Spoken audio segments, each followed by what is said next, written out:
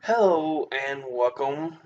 My name is Alan, and today I just want to kind of ramble for a moment about the absolute ridiculousness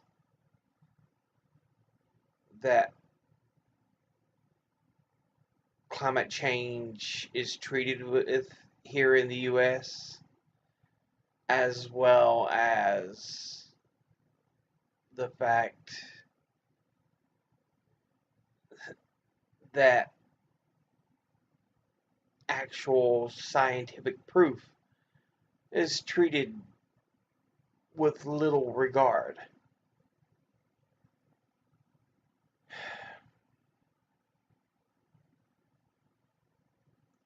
I know a lot of people don't like when you get preachy. I try not to get preachy, but unfortunately, stupidity is becoming, it's not is becoming, it has become too prevalent. I'm afraid we almost live in a world that was foreseen in the movie Idiocracy.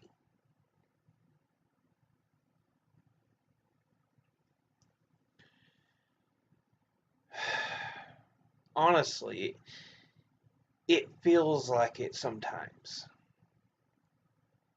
When you see people praising the buffoon in the White House, the annoying orange in the White House, the fascist Cheeto, the Prince of Stupid, whatever you prefer to call him, because the man clearly has little to no intelligence. Nipple and button.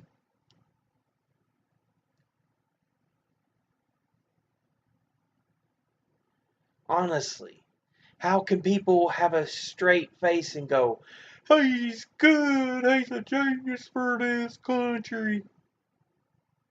No, no, he's not. Believe me, I didn't want Hillary either. But we were kind of locked into a situation similar to what South Park advertised. If you've ever watched the episodes, both were horrible, horrible candidates. Bernie was by far a better candidate, but there was so much finagling and cheating to put Hillary in there. And it really screwed this country over.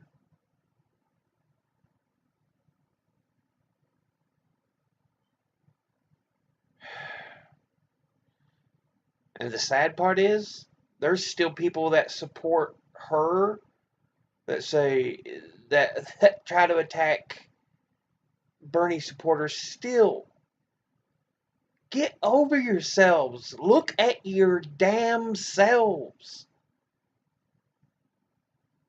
Look at your own personal selves. You have only yourselves to blame.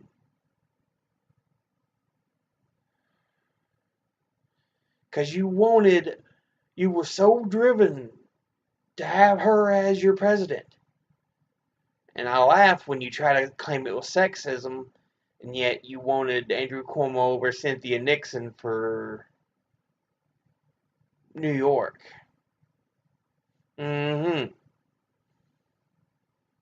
Where's that sudden sexism in that case? Yeah, your stories don't hold up.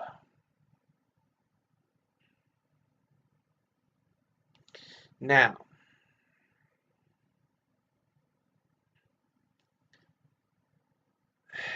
the fact that we even have this man as a representative of this country is just, it's embarrassing. The man is so stupid. It's like, how can you believe he's good for this country and then honestly, truthfully, listen to what he says and treat, still try to treat him as some God-given gift? No. Simple logic and observance will tell you he's not the best thing ever. And again, I didn't like Hillary. Hell no. I didn't want her. But unfortunately, in this country, we're stuck with either Republican or Democrat. We need a severe overhaul with our election systems that allow other parties a chance. But unless you're one of the two major parties, you have to get 15% of the vote to even get acknowledged. I think the last major third-party candidate was Ross Perot, and that's because he had the money to put himself out there.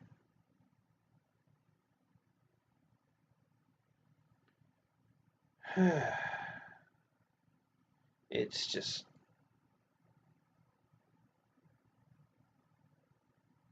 it's ridiculous.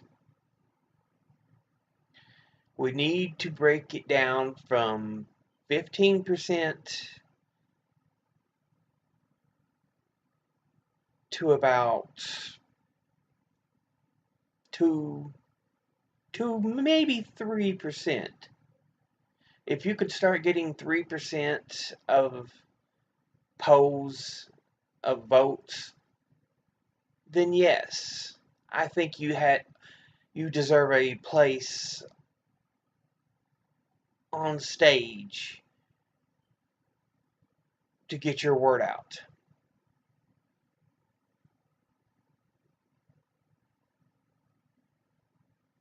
Right now, it's Republican and Democrat.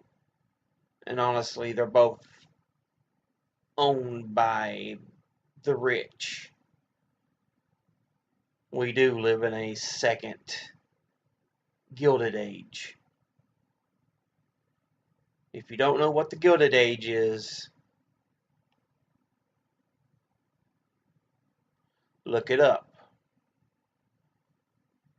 From about 1870, I would say, until about 1920. Other people would put it about 1900. I'll say about 1920, because that's when it really changed. And then the 20s, you know, it was supposed to be amazing and thriving, and we hit the 1930s and it goes. So we live in a second Gilded Age where the rich just rule everything.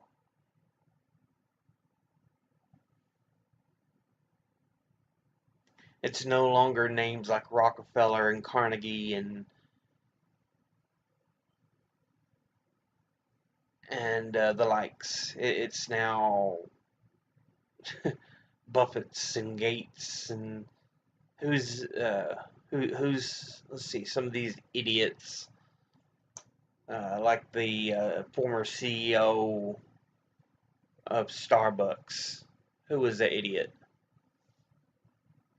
that felt he should throw his hat into the election ring because they suddenly wanted the rich to pay?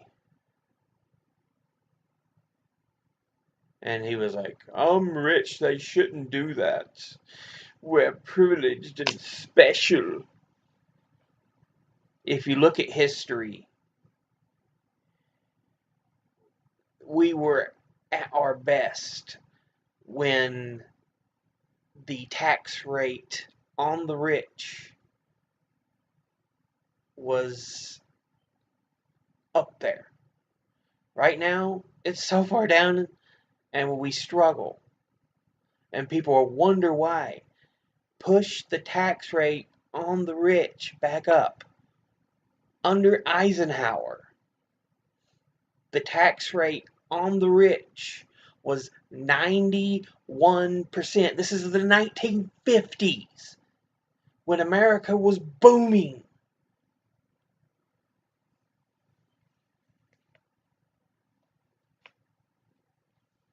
And yet they're like, you can't do that. It will hurt the economy. No, no, it won't. We've done it before, and the economy boomed.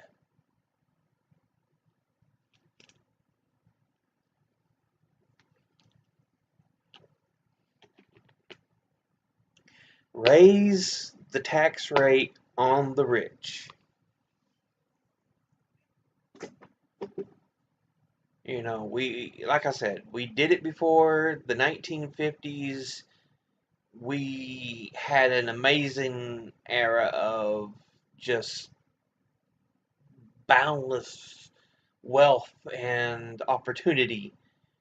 And part of that was why? Because the tax rate on the rich was 91%.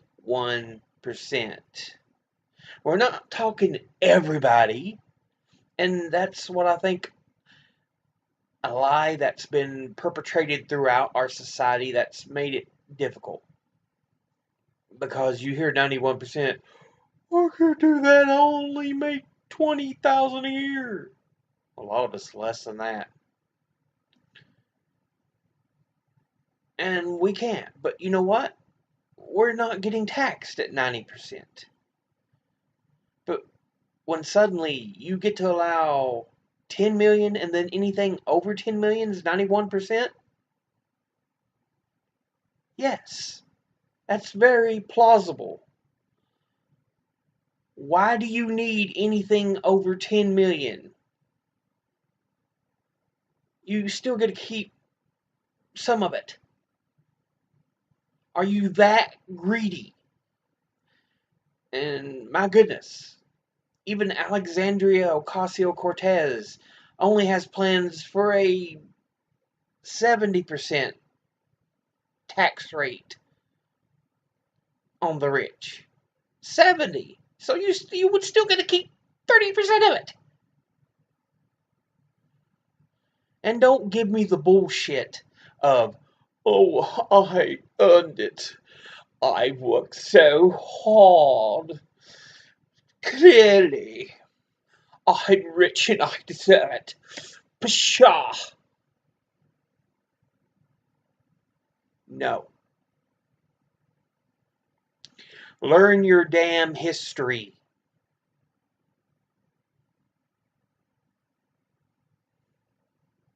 Learn your damn history. This country thrived when the rich were taxed, when the wealth difference between the poor and the rich wasn't out here, but it was closer to here.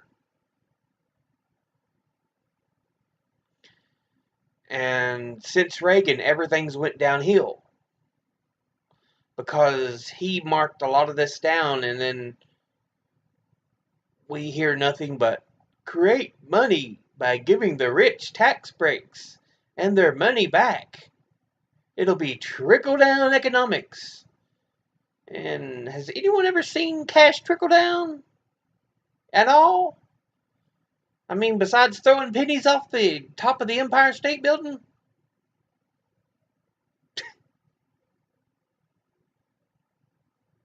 But yeah, tax the rich. Second thing I wanted to talk about. Climate change is real. It's a fact. This is scientifically proven over and over. We see approximately an average growth rate of 1.7 millimeters in our oceans per year. 1.7.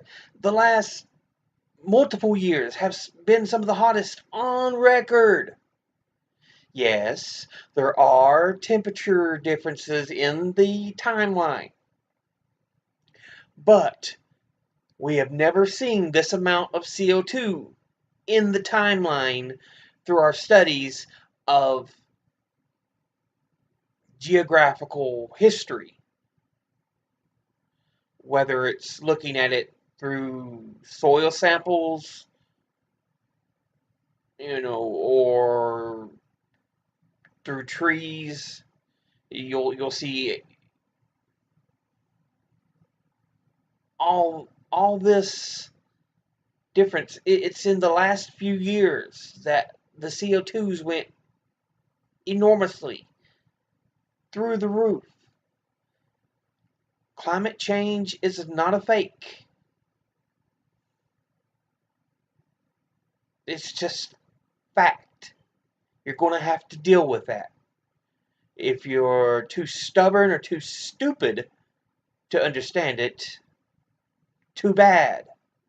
You shouldn't have room to talk on the national stage, the state stage, the local stage, the theater stage. I mean, my goodness. It's pretty absolutely immensely evident and clear. We see this all the time. And so many just, they eat up the lies that are fed to them and regurgitate them.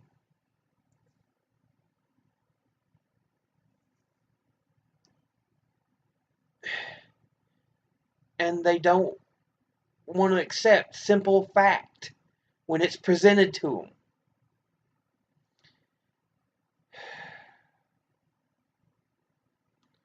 I mean, my goodness, we've actually hit a point here that within the next 12 to 15 years, we're at a tipping point. We can't turn it around. So we've got about a decade and a half to fix this. But there's still so many lies being perpetrated that counteract the production of simple fact, of science. What's happened to our society? Well, I know what's happened to our society. It goes back to the Reagan FCC and their decision to take to court a decision, a law by the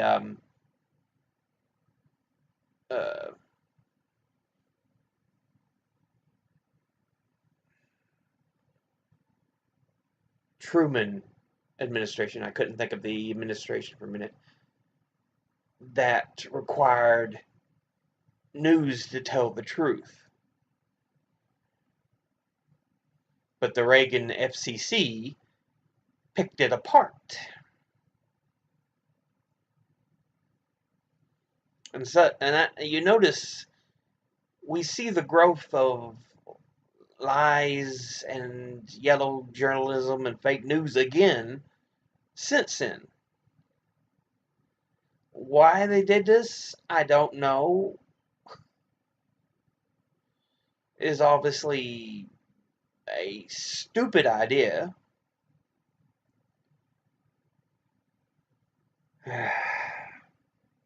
Anyway.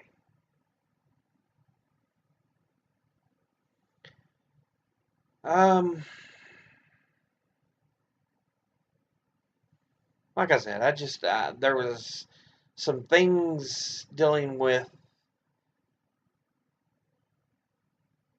um, the rich, the age, the Gilded Age, the second Gilded Age I feel we're living in, as well as climate change that I needed to address and just get it off my chest. This wasn't a real thought out video or anything. It was just, yeah, I just had to go off.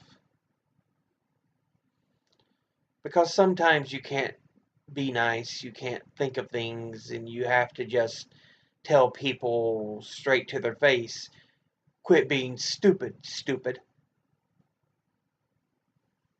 Don't mean to steal Philip DeFranco's line there, but it fits too well. Quit being stupid, stupid. Um,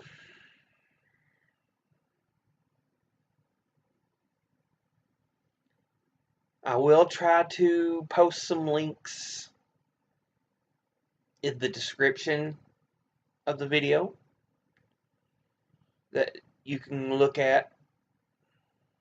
I mean, you can look this up yourself.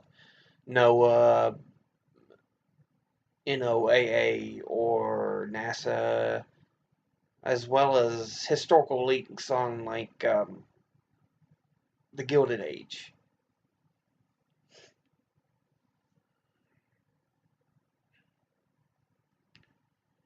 There's a reason Teddy Roosevelt spoke softly and carried a big stick when breaking up monopolies.